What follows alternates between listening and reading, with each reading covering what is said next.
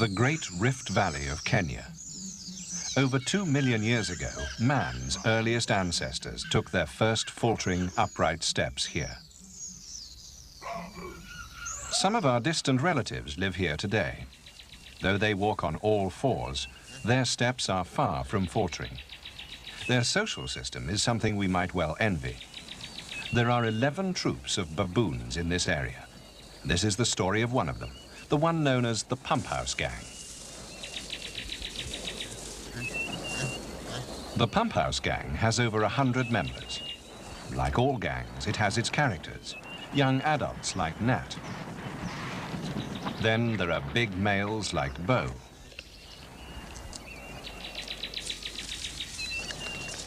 There's Rad, who has a taste for flowers. Rad gave the troop a new hunting technique.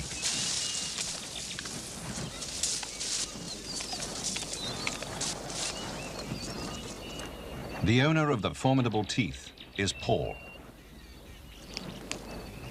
Among the young males, Henry is rather special. He lost his forearm in an accident. The females play a key part in the gang's affairs. Not so much the young ones like Desdemona and Maud, but the matriarchs. Peggy is the most revered figure in the entire troop. The gang were given these names by a 32-year-old assistant professor of anthropology at the University of California, San Diego. Helped by graduate students, Dr. Shirley Strum has been an almost daily observer of the troop for the past 8 years. As a result, some members would clearly like to adopt her. Hard as it is, she has to resist their approaches. She must remain an impartial observer. Shirley Strum's study of the Pump House Gang is throwing an entirely new light on the behavior of a baboon troop.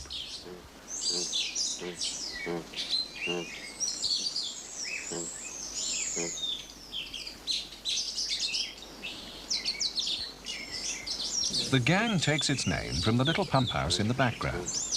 This is part of the system used to bring water to the cattle on the 45,000-acre Kikopi Ranch, where the troop lives.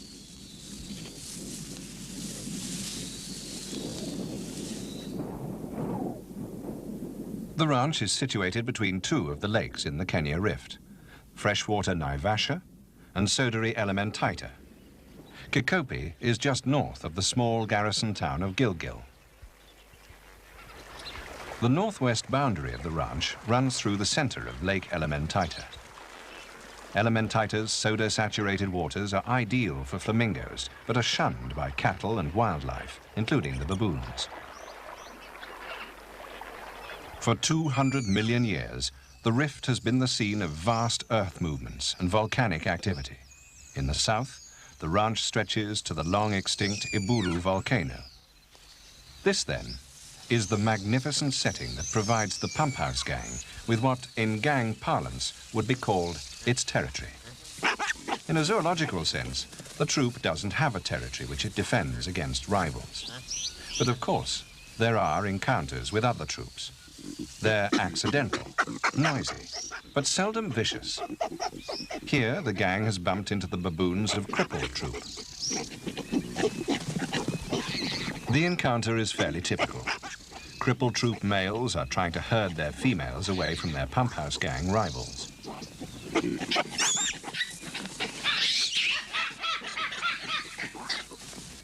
These meetings between troops have an important part to play in the troop's life.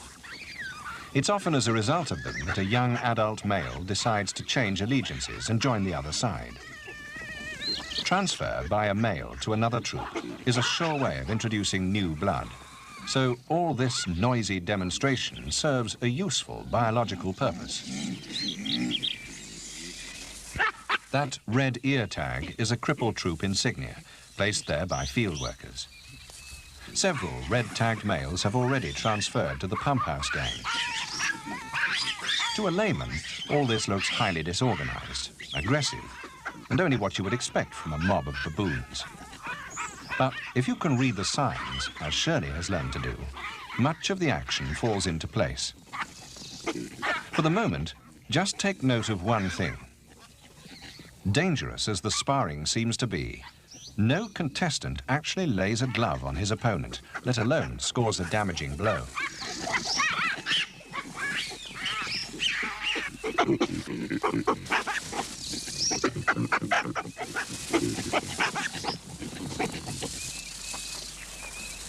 If this seems improbable, watch the scrap in slow motion.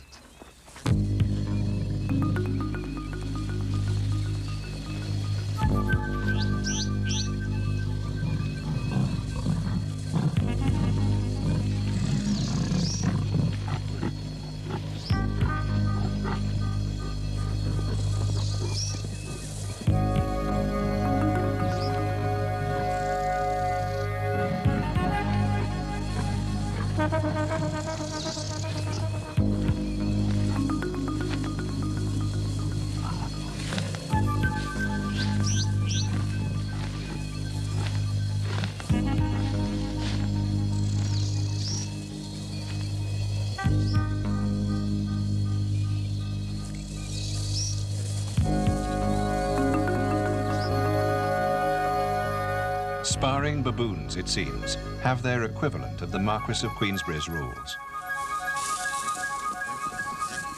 Any successful gang owes its survival to the fact that it's properly organized and run by a set of rules. Human gangs and their leaders usually come unstuck when they ignore these basic principles.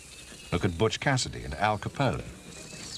The rules of baboon society are complex and until recently were imperfectly understood.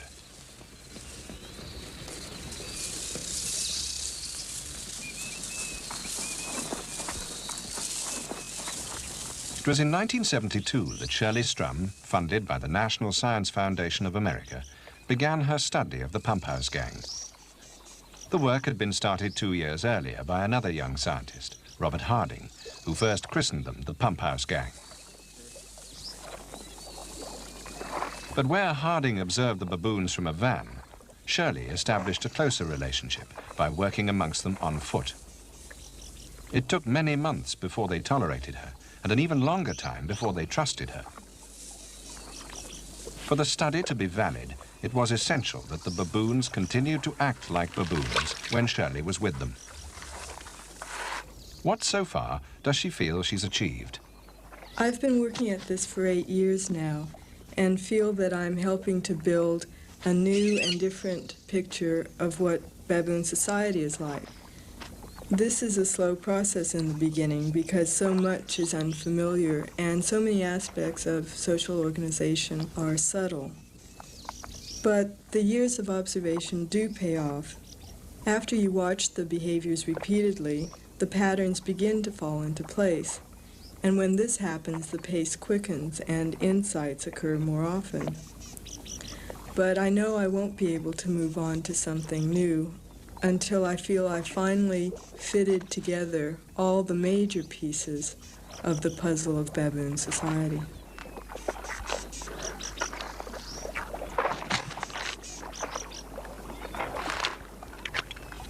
To have the complete picture of the gang and its daily life, it's necessary to get to know where they live and what makes the Kikopi Ranch so attractive to them. The most important amenity lies in the hills at its northeast corner. It's a constantly flowing freshwater spring.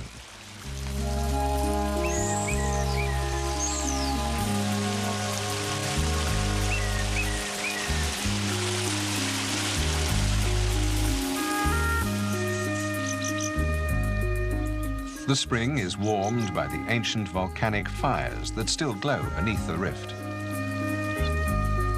The water is carried through miles of pipes and conduits to troughs, and of course, the famous pump house to supply the ranch's cattle.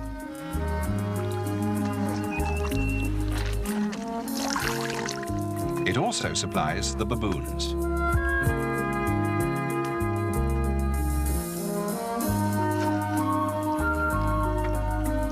The fact that there are at least 1,000 baboons on Kikopi is largely due to the abundant all-the-year-round water supply.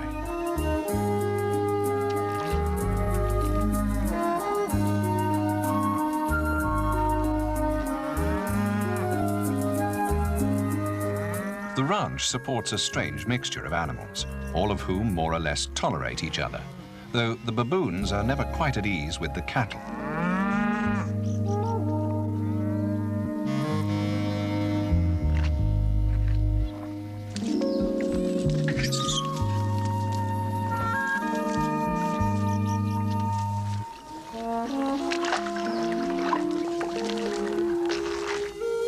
They're only slightly happier with the sheep.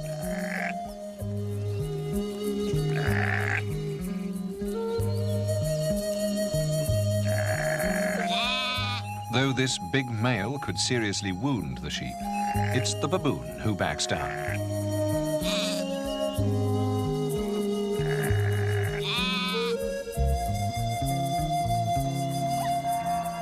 Nevertheless, there's no real strife here between the wild and the tame. There's some conflict of interest between zebras and cows, at least from the farmer's point of view. They're both grazing animals, competing for the same grass. All the same, Kikopi Ranch tolerates a very large number of wild plains animals.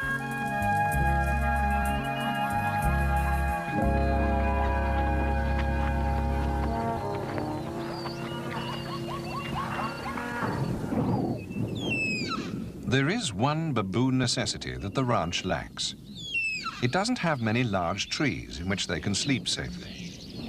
But it has something just as good.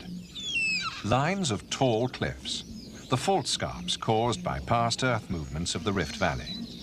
These provide secure roosting places. They're essential to baboon living.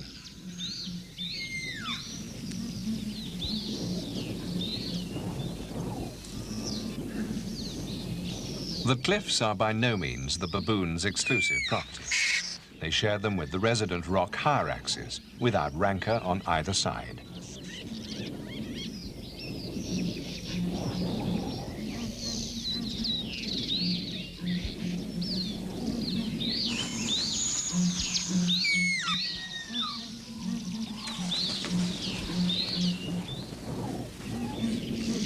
The dodo-like ground hornbills nest along the lava cliffs. The booming sound is made by the hornbills.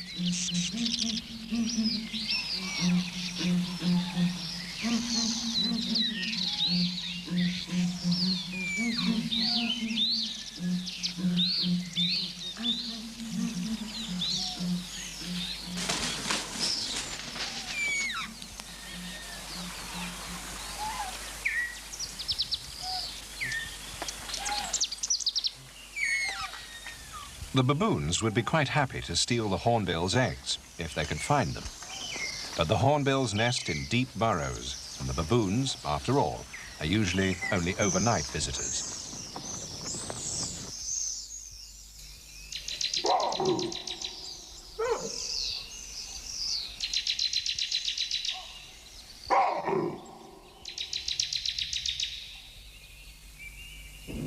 There's another climbing and perching facility which the baboons at times find irresistible. The power pylons are a sign that modern technology is encroaching on what, a few short years ago, was nature's undisputed territory. The sign says, Hatari, danger. Alas, baboons can read neither Swahili nor English. To them, an electricity pylon is simply a metal tree, beautifully constructed for climbing. It's safe enough, provided they don't climb too high in its steel branches. This is a consort pair, a male escorting a female in season. That's why they're apart from the rest of the troop. So perhaps their minds are on other things than climbing.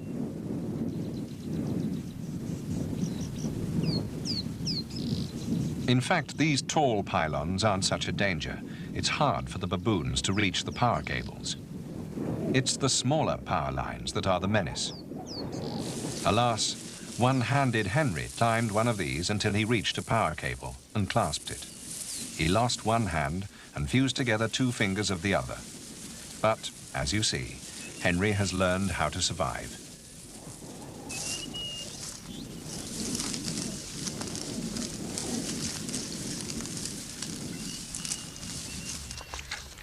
The water from that spring far up in the hills is piped to fill tanks spread all over the ranch. So wherever the pump house gang is feeding, water is never far away. It's great to get a drink whenever you feel like it. Yet baboons prefer something with a bit of flavor in it. During the rainy season, they'd far rather drink from a muddy puddle.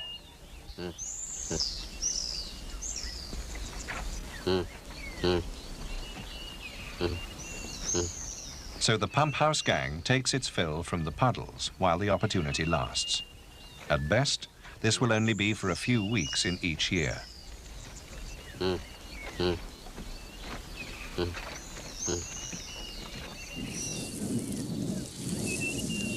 Baboons are great opportunist feeders. They're omnivorous, though they show marked seasonal preferences. Year-round, Kirkopi produces a rich variety of food from which to choose. It's impossible to tell how a feeding expedition like this starts, or which members of the troop begin a concerted move in one direction. The troop this time obviously has a very definite feeding objective. And there, just ahead, is the chosen restaurant. Prickly pear is the dish of the day. It's in season for 3 months of the year.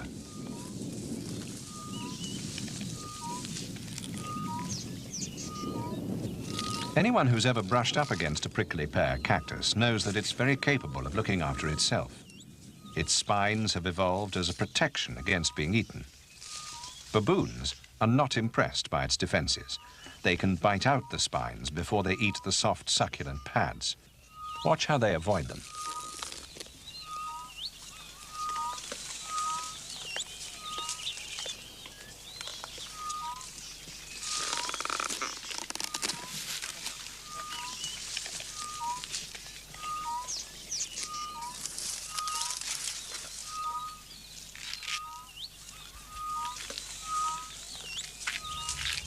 The youngsters aren't strong enough to break off the big pads, so they wait on the ground for fragments abandoned by their elders.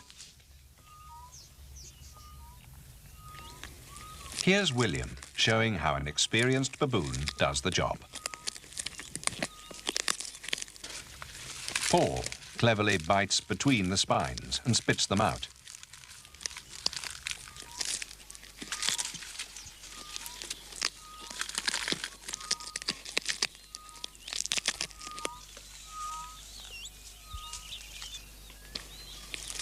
And that's Henry, managing splendidly, despite the lack of a hand. This is Diana, an adult female. Dulcinea, Diana's daughter, has found a complete pad that her mother has dropped. Her arms aren't long enough to break off a pad for herself.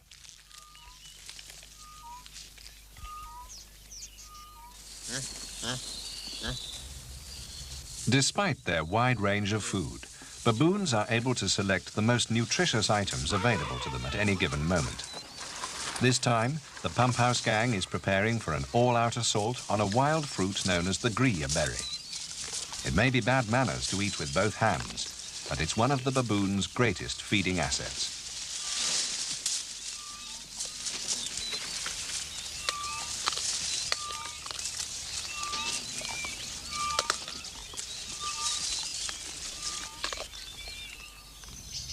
A sisal plant that's gone to seed and produced a 25-foot flower spike.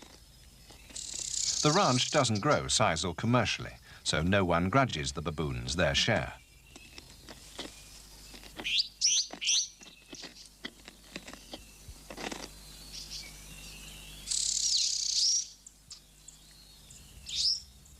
They particularly relished the moist, fleshy seed pods.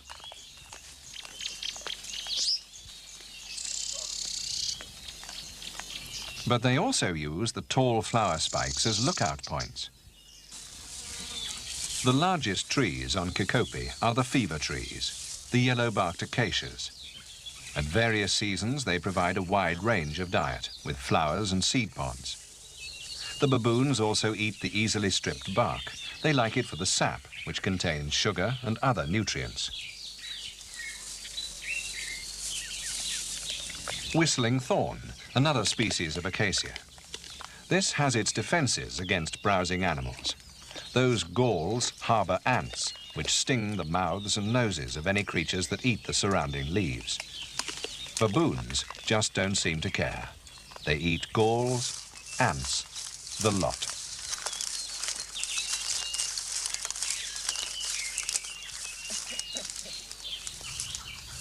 Baboons also eat a good deal of insect food. As every baboon knows, all sorts of creepy crawlies hide under rocks. So baboons, the great opportunists, turn over every likely-looking rock to see what edible things are lurking underneath.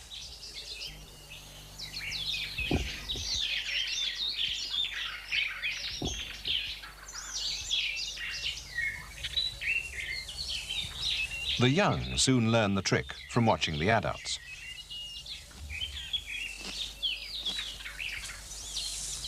The very young accompany their mothers on these rock-rolling expeditions. But they know where food is more readily available. All baboon troops, perhaps accidentally, occasionally capture prey and eat meat. What's special about the Pump House Gang is that its members developed a systematic way of hunting. The new habit started in 1973. At first, only one male, Rad, searched for and chased young Thompson's gazelle. Other males copied.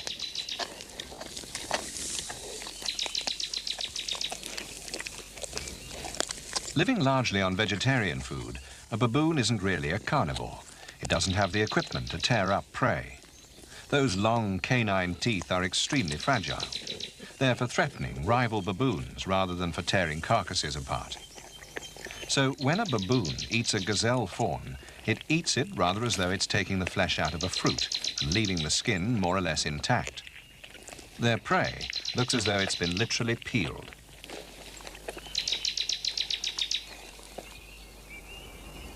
After the rains, when the short, sweet grasses come through, the troop isn't slow to cash in on the situation. The ranchers don't like this very much, since the baboons are now competing with their cattle. But Shirley points out that the baboons also eat a great many corms and seeds of the coarse onion grass, which the cattle don't like. In time, onion grass takes over from good grazing. She maintains that the baboons are doing the ranchers a good turn, but not everyone sees it this way.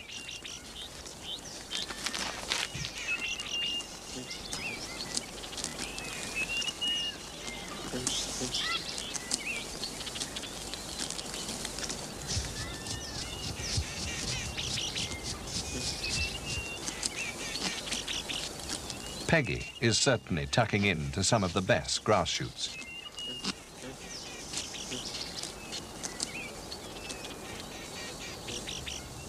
So here is the Pump House Gang, apparently living in a baboon's paradise on the Kikopi Ranch in the Rift Valley of Kenya, with no man's hand turned against it. At least, that's the way it was until recently.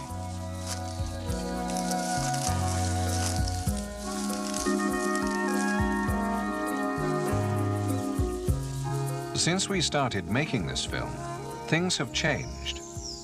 African smallholders have begun to farm the outskirts of the ranch, and unfortunately, the baboons are no respecters of their hard-won crops.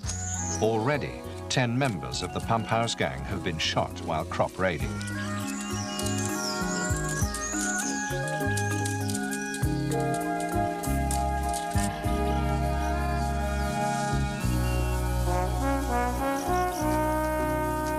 This guard works on the ranch. He's just scaring the baboons. The African smallholders, understandably, are not so well disposed to them.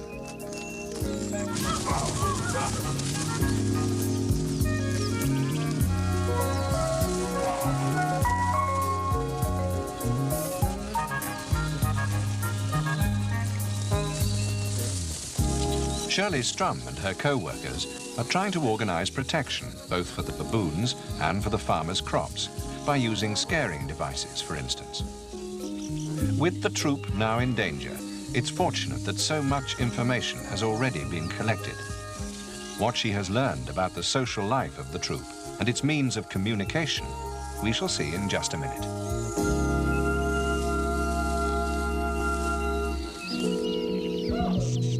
Dawn on the Kokopi Ranch in the Rift Valley of Kenya.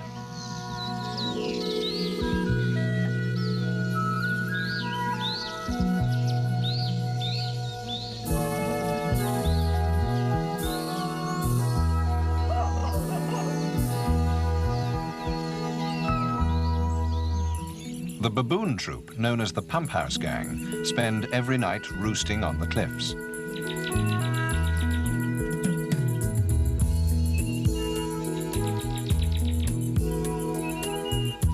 Shirley Strum, the American anthropologist, is their daily companion and observer. Her day starts when the Pump House Gang begin theirs. That's Peggy, the senior female of the troop. Like all her companions, she sits in the sun, allowing its warmth to drive away the night chill. A lot of grooming and play goes on in the early morning. This reinforces ties and strengthens relationships before the real business of the day starts.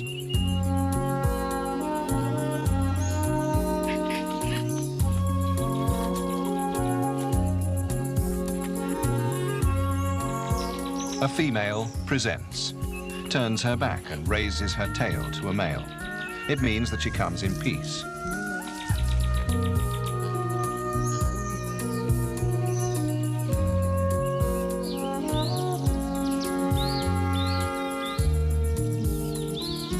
About an hour after sunup, the troop begins to move down the cliffs.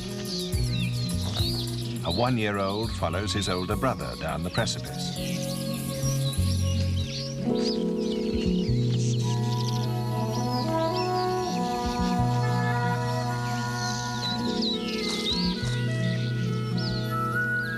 One by one, the Pump House Gang descends to the grasslands where they spend their day. This day, one of Shirley Strum's subjects for study is Hoppy. He's walking in front of another big male, Rad. You might suppose that Shirley Strum would get sick and tired of the day-in, day-out recording of every detail of the Pump House Gang's lives. I'm certain that many people think that this is a boring occupation, but in fact, it's really fascinating. It's like watching a daytime soap opera without the words. You have to figure out what's going on by observing, because the baboons can't tell you. And because of this, each episode is more intriguing than the last. You finally come to a point where you think you figured something out. And in order to test your idea, you make a prediction about how the animals should behave. When they do behave that way, when it turns out that you can predict the animal's behavior, it's incredibly exciting. As a result of recording their behavior for at least 6 hours a day, Shirley now understands a great deal about baboon social life. For instance, the gestures and conventions used to minimize conflict. Of course, there's much more to baboon society than that, but it helps if you can understand some of their means of communication. Drawing back of the lips is called fear-facing. It shows extreme distress, nervousness, or fear. It's often accompanied by a sound called gecking. This is just what it seems, a normal yawn. But now the yawn becomes far wider and the lips are fully withdrawn to show the dental armament. It's become a threat. It's essential to avoid clashes of personality and rank. A high-ranking female stops and looks back. To show she presents no threat, the lower-ranking female following looks away. Rank plays an important part, especially among females.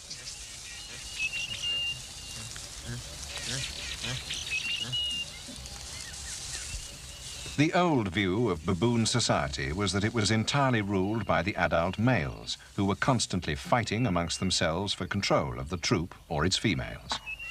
Shirley's researches have revealed that these occasionally belligerent males don't rule anything.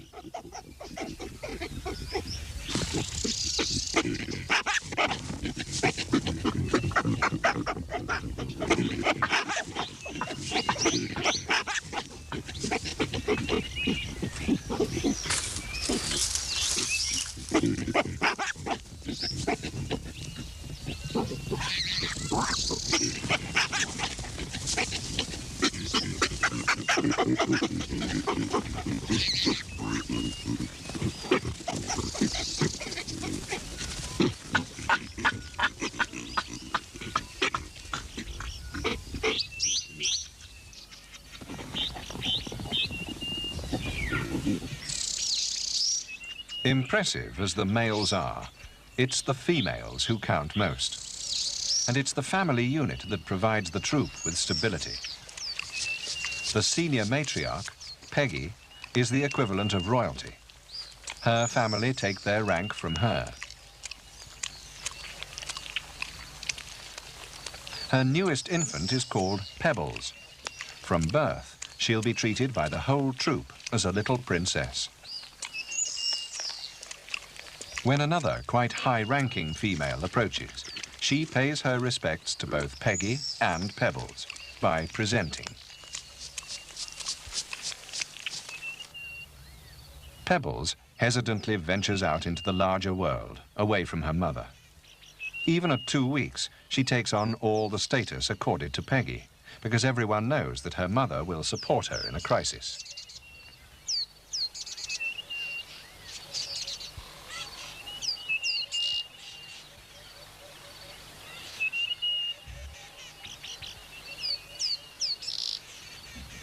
All members of the family are extremely tolerant of each other. Peggy's older daughter, Thea, on the left, is allowed to fondle Pebbles while Peggy feeds.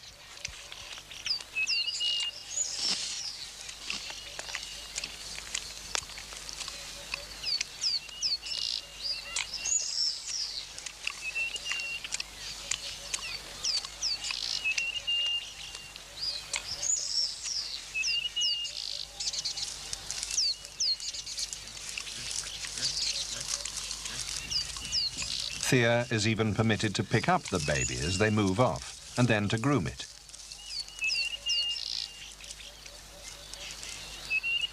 Eventually, Pebbles returns to her mother.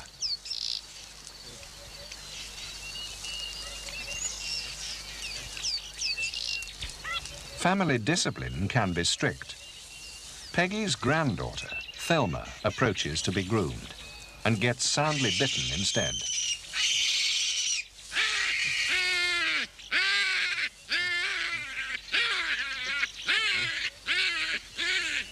Poor little Thelma. She wasn't expecting Grandma to turn nasty.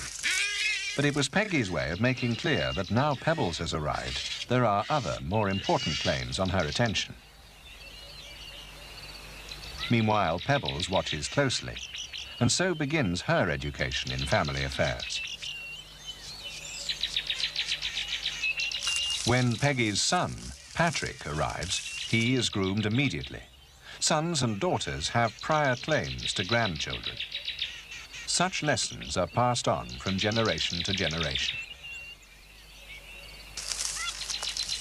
Thelma sadly takes note of the preferential treatment given to Patrick.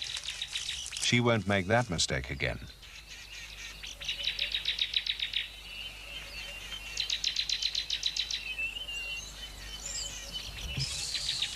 There is always grooming to reinforce family ties. This time it's Paul, the son, grooming Peggy. But it could be the other way round.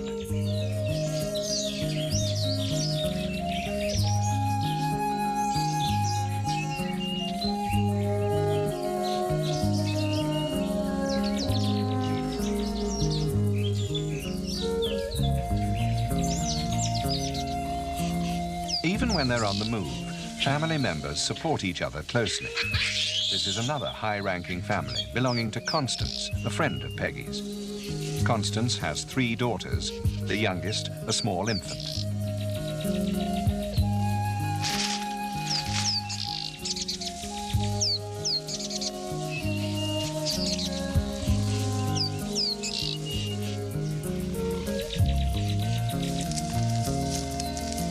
All 3 daughters play together, regardless of age differences.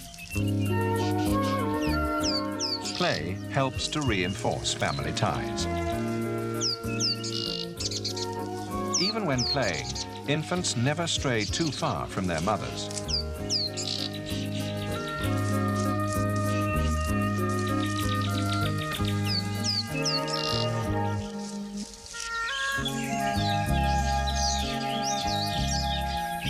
Shirley Strum has discovered that family structures and rank operate even when the mother isn't close by to back up her children. Constance's infant daughter is on her own.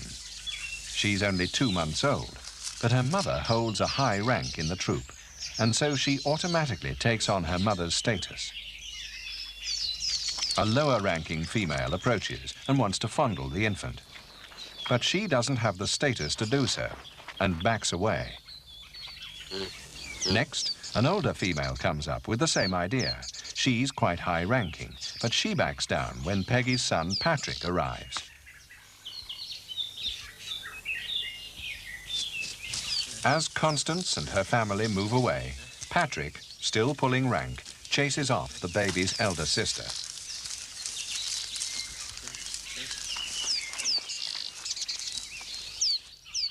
Peggy, sitting under the tree, plays a key part in maintaining order. As the top-ranking female, she wields a lot of power. There's only one snag to her position. It's lonely at the top.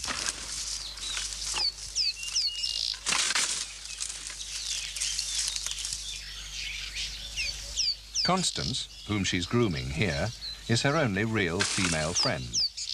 Because of this relationship, the infants in both families grow up together. So members of the two families will support each other in a crisis.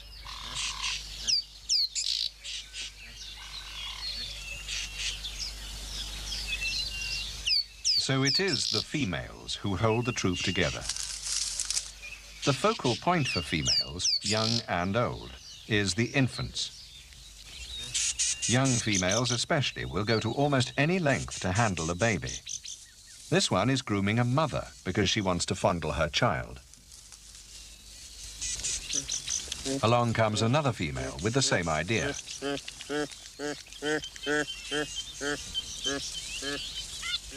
This interest in babies sometimes leads to conflict between females. This baby belongs to the mother on the left. She's disconcerted because the higher-ranking lady on the right is showing too great an interest in her baby.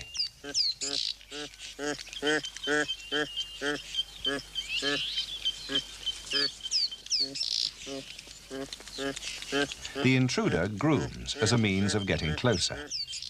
The mother is scared that if her outranking rival grabs her baby, she may try to hang on to it. The lower-ranking mother is afraid to threaten, so she holds on to her child very tightly indeed. To avoid an outright row, the intruding female grooms and lip smacks to cool the situation.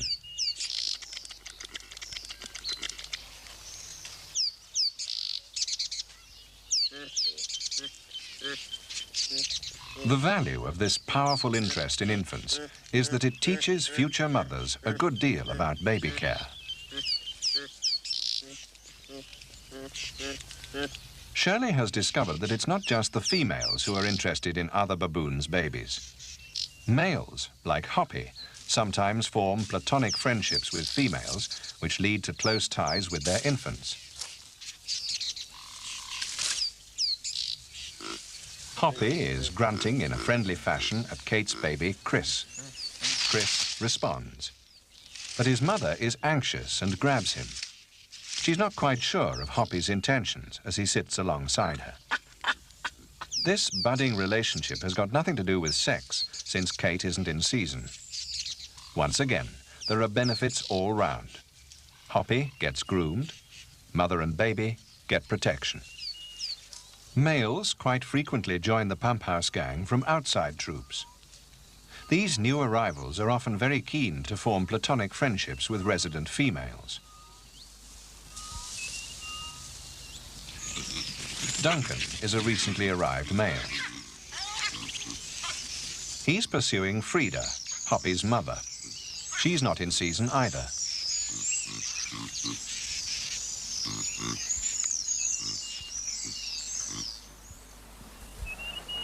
She's a little scared of Duncan's attentions and grooms as a pacifying gesture. This could be the start of a beautiful friendship.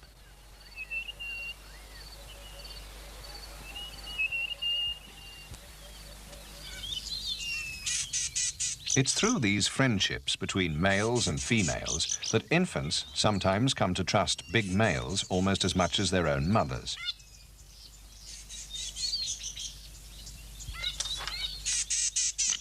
Gargantua has an eye for any passing pretty girl.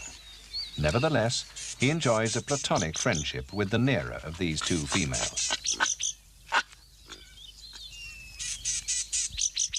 Her infant feels perfectly safe with big, tough Gargantua because of his friendship with her mother. So when the baby is bullied by a bigger youngster, she runs not to her mother for protection, but to Gargantua.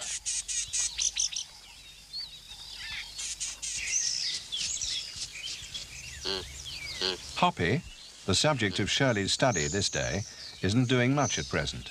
Even so, Shirley can often learn a lot by watching other baboons around him. For instance, his reactions, or even lack of reactions, can tell her a great deal about his seniority. Adult males rarely get involved with each other. They usually only come together when something like food or females are at stake.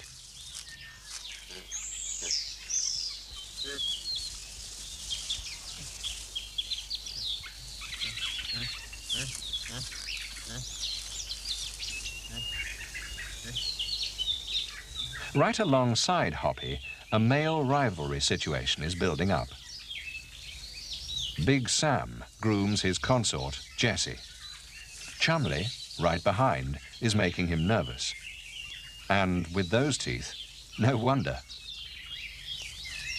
So Big Sam tries to pretend it's not happening. He pushes Jessie away as Chumley moves closer.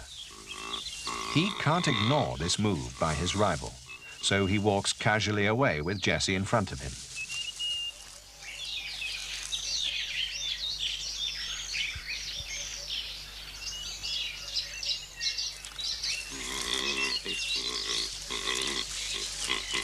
Big Sam will still have to watch out. That's Duncan on the right, weighing up his chances. Even at 7, a young male like Hoppy is still learning how to handle his own and other baboons' aggression. He directs a mild warning at the approaching Gargantua.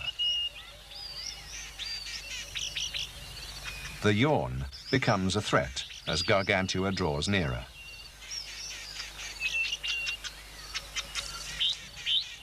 Inexperienced as he is, Hoppy is learning that outright conflict is to be avoided at all costs.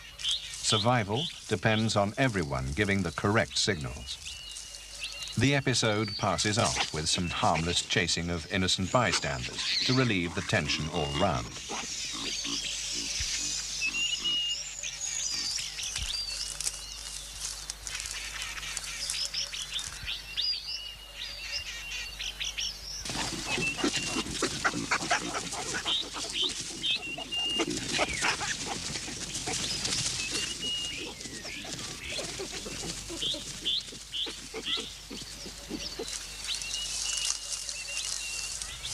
Another situation in which the adult males show a marked interest in each other concerns predation.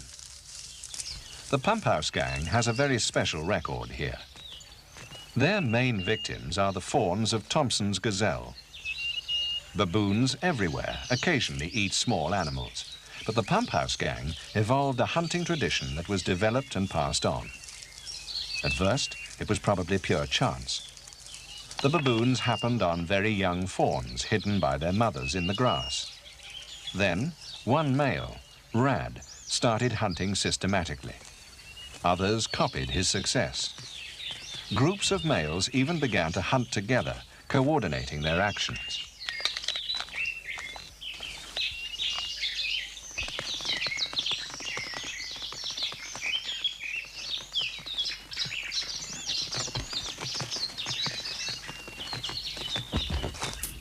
This is Rad, who pioneered the hunting technique.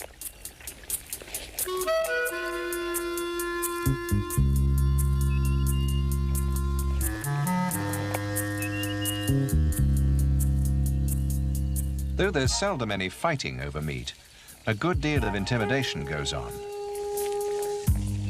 Big Sam and McQueen are crowding Rad closely. So far, he's quite confident.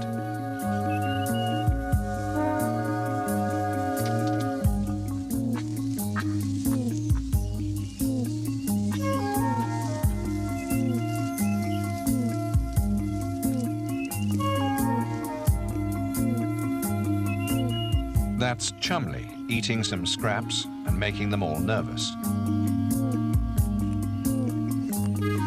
The pressure is getting too much for Rad, who puts the carcass in his mouth and tries to move away. It's a bit like a poker game. Who will call whose bluff?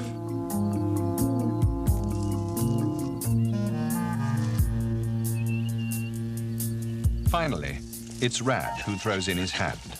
He runs for it, and in doing so, drops the meat. Chumley wins the hand, but strangely picks up a piece of prickly pear. The female who arrives next daren't challenge the big male, so she copies him.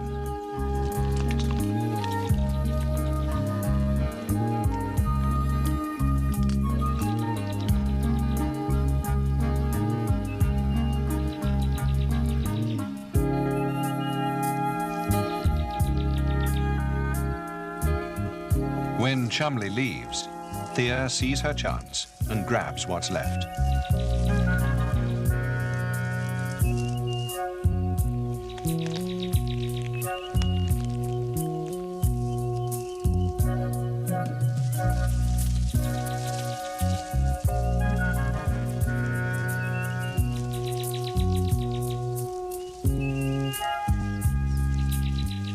But the eventual winner is Duncan. And he has a problem. Duncan has to choose between two powerful and conflicting desires: a good meal or sex with a receptive female. If he devotes too much attention to one, someone will grab the other. Everyone, including juveniles, is watching Duncan to see which way it goes. So far, so good. Duncan has kept the meat and his girlfriend is still around. This is where a long-term friendship with a female can pay off. The real point about all these complex rivalries is that throughout them all, no one has been hurt.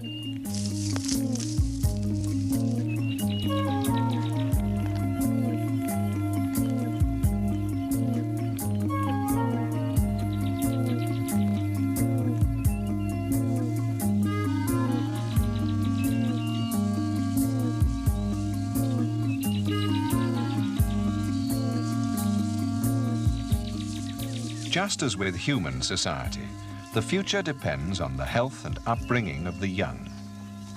Gestation takes 6 months. Newborn babies can cling to their mothers' bellies from birth. They're entirely dependent on their mothers for over a year. After a few months, their mothers coax them to ride pickaback, though it's very rare to find one holding on by the tail. They're born black with pink faces. One theory is that this distinctive coloring protects them from aggression by other troop members. Even while they're suckling, they're learning about the outside world from their mothers, such as what is good and wholesome to eat.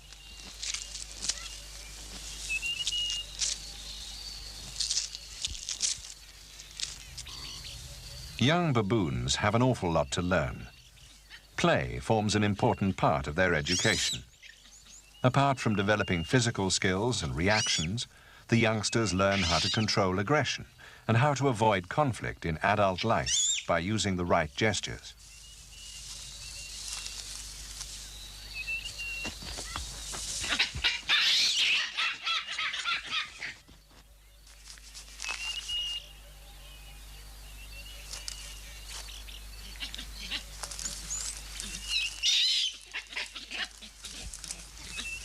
When the young start to play, they use a gesture called a play face. It means there's no intention to hurt.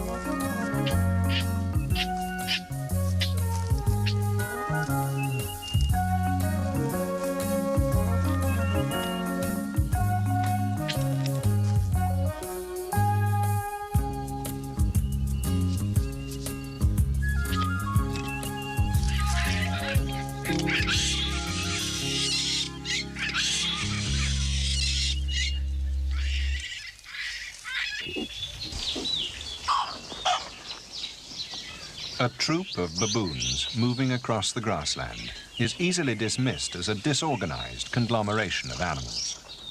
But as we've seen, it's very far from that. Here, on the open savanna, lives a socially integrated group of primates who aren't men, but certainly share some remarkable similarities with us. To baboons, families are important. So are friendships and alliances.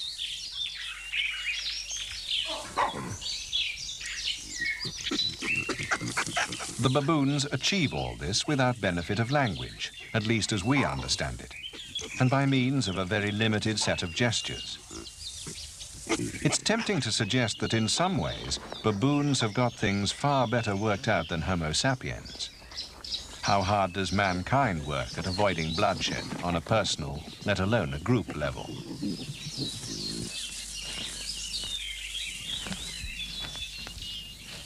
These animals are a lot more sophisticated than we ever previously conceived.